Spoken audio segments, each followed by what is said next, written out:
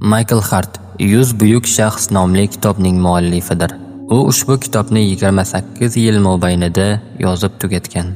Londondagi ma'ruzalaridan birida tarixdagi eng buyuk va nomi manguga muhrlangan shaxs Muhammad sallallohu alayhi va sallam deb omma oldiga chiqqanida, u yerdagilar unga qarshi chiqib, hushtak chalib, baqir-chaqir qilishgan. U so'zida davom etib, Muhammad sallallohu alayhi va sallam 611-milodiy sanada Makka nomli kichkina bir qishloqdan chiqqan. Odamlarga men Alloh tomonidan yuborilgan elchiman deb aytgan. U bilan birga 4 ta do'sti, xotini va 2 yosh bola iymonga kelgan. Oradan 1400 yil o'tdi. Musulmonlar soni milliarddan oshib ketdi. O'sish esa hanuz davom etmoqda. Bu buyuk shaxs yolg'on gapirishi hech mumkin emas.